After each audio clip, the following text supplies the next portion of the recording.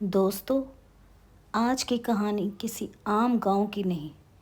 यह कहानी इंडोनेशिया के उस जगह की है जहां रात होते ही हवा नहीं बल्कि किसी अदृश्य ताकत की सरसराहट सुनाई देती है। जहां लोगों का यकीन है कि जंगल के बीचों बीच एक पुराना श्राप छिपा है और उस श्राप का नाम है बदारा वोही, यानी डांसिंग स्पिरिट। यह कहानी इंडोनेशिया की मशहूर horror film dancing village the curse begins से प्रेरित है।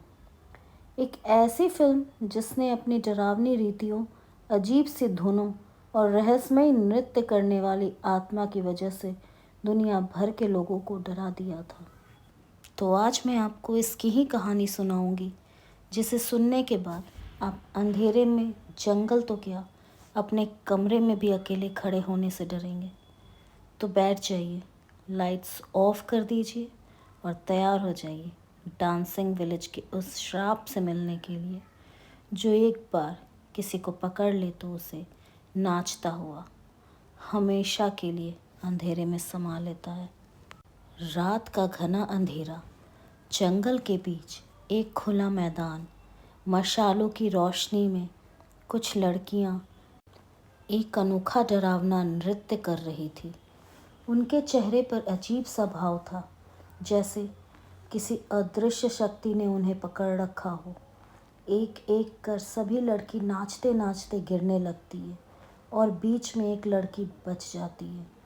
गांव वाले चिल्लाते हैं, यही चुनी गई है, यह बदारवोही की नई नर्तकी होगी। और उस रात वो लड़की हमेशा हमेशा के लिए उस श्रापित नृत्य में कैद हो जाती है। कहानी आगे बढ़ती है साल 1980। यहाँ मिलती है हमें मीला, जो अपनी माँ से बहुत प्यार करती है, लेकिन उसकी माँ अचानक एक अजीब बीमारी से बीमार होने लगती है। डॉक्टर कुछ समझ नहीं पाते। तब एक जादू टोना जानने वाला व्यक्ति मीला से कहता है, तुम्हारी माँ की जान बच सकती है अगर तुम वो श्रापित कवाटरूही ब्रेसलेट वापस उसके असली गांव में पहुंचा दो, यानी डांसिंग विलेज में। मीला डरती है, पर अपनी माँ के लिए वो ये जोखिम उठाती है। उसके साथ उसका कज़न यूडा और उसके दो दोस्त जीटो और आर्या भी जाते हैं। चारों एक ट्रक में बैठकर उस जंगल की तरफ निकल पड़ते हैं, जिसके बारे में कहा जाता है वहाँ से लौटकर कोई पहले जैसा नहीं रहता।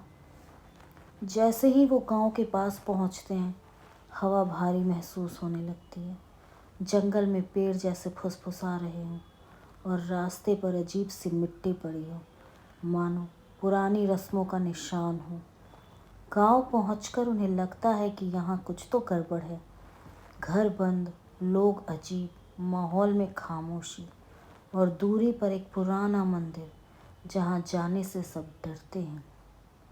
वो बुजुर्ग महिला जो ब्रेसलेट ले सकती थी मर चुकी थी, यानी मीला की उम्मीदें खत्म। लेकिन रात पड़ते ही असली डर शुरू होता है। मीला को लगता है कि कोई उसका नाम पुकार रहा है। धीमी, लंबी, खिंचती हुई आवाज़, मीला। वो बाहर देखती है। झाड़ियों के बीच एक औरत के लंबे काले बाल और लाल चमकती आंखें। माँ को बचाने के लिए आई मीला पहली बार समझती है, यह जगह श्रापित है, सिर्फ कहानियाँ नहीं। गांव की एक लड़की बताती है, हर कुछ साल में बदारवोही एक नई नर्तकी चुनती है। अगर कोई रस्म तोड़ दे तो गांव पर उसका कहर टूटता है और एक भयानक रहस्य सामने आता है। मीला का लाया हुआ ब्रेसलेट उसकी नाच वाली आत्मा का हिस्सा है। जब तक वह वापस जंगल में नहीं लौटेगा, गांव को मुक्ति नहीं मिल सकती। धीरे धीरे मीला के दोस्त रात में कुछ अजीब देखने लगते हैं। आर्या को नाचती हुई परछाइयाँ दिखती हैं। जीतू को जंगल में कोई उसका पीछा करता महसूस होता है। यूडा को लगता है कि किसी ने उसके कान में फूंक मारी हो। एक रात आर्या गायब हो जाता है। केवल उसके पैरों के निशान जंगल की ओर जाते दिखते हैं। गांव वाले कहते हैं अब बदारवोही जाग चुकी है।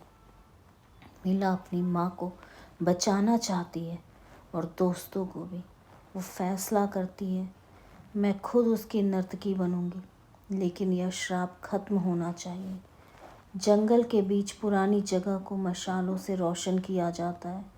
ढोल बजता है, हवा कांपती है। अचानक अंधेरे में बदारवोही का रूप दिखाई देता है।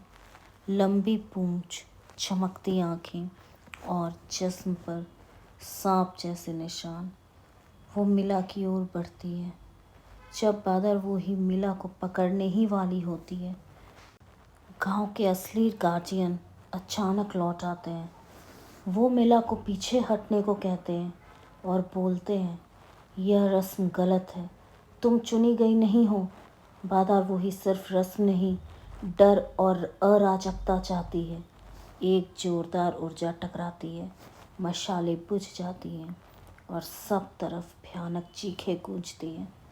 आखिरकार मीला किसी तरह ब्रेसलेट उस पवित्र पत्थर पर रखती है और उसी पल एक तेज़ रोशनी फूटती है। बदारवोही चीखती है और धुएं में बदलकर गायब हो जाती है। गांव बच जाता है।